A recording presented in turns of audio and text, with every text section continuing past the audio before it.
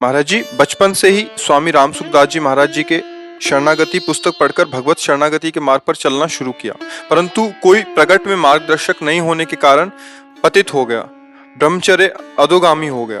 2.5 साल से सत्संग नित्य सुनता हूँ और राधा राधा राधा वल्लभ श्री हरिवंश जप करने का भी प्रयास कर रहा हूँ, फिर भी अखंड ब्रह्मचर्य नहीं रह पा रहा। कृपया मार्गदर्शन करें कि अब अखंड ब्रह्मचर्य रहकर आपके द्वारा। अखंड ब्रह्मचर्य बहुत कठिन बात है, बहुत कठिन बात। उसके लिए निरंतर सानिध्य चाहिए, प्रगट खान पान संयम आसन प्राणायाम व्यायाम। ये अखंड शब्द उनके अंदर आता है जो ऋषि कुलों में रहे हैं, जो ऋषियों के आश्रमों में शासन में रहे हैं, जहाँ संसार का इतना विषय बाहुल्यता है, जहाँ का खान पान अपवित्र है, जहाँ का संग दूषित है, तो आप कुछ क्रिया करें न करें ऊर्ध्वगामी थोड़ी वीर हो जाएगा। और वीर बिना ऊर्ध्वगामी हुए अखंड कैसे हो सकता है? उसके लिए आसनों पर 6-6 घंटे पद्मासनों पर बैठे, हिल बिना हिले डुले, भीषण कष्ट हुआ पर उसे सही शांत, तो सुषुम्ना नाड़ी खुली, वीर ऊर्ध्वगामी हो।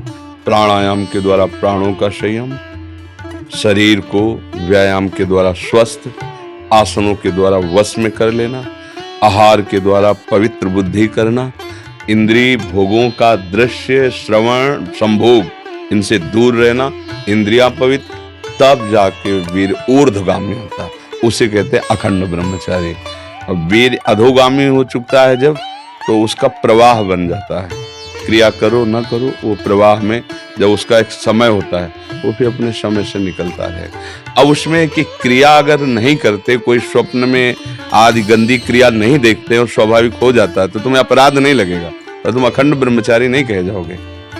उसके लिए बहुत से अखंड ब्रह्मचर्य ऐसे थोड़ी होता है, हाँ प्राणों की बाजी लगा देनी पड़ती है, रोना होता है, हम लोग रोए हैं, ऐसे थोड़ी होता है कि ऐसे अखंड ब्रह्मचर्य तो शब्द ही नहीं लग सकता। ब्रह्मचर्य सुरक्षित रखने का प्रयास हो सकता है, जैसे खान पान थोड़ा व्यायाम आदि से अखंड और निरंतर भगवदाकार वृत्ति, ना कोई विषय श्रवण ना कोई विषय सेवन। ये तो बड़े बड़े ब्रह्म ऋषियों का संकल्प होता है, महात्माओं का जो योग में चढ़े बड़े हैं।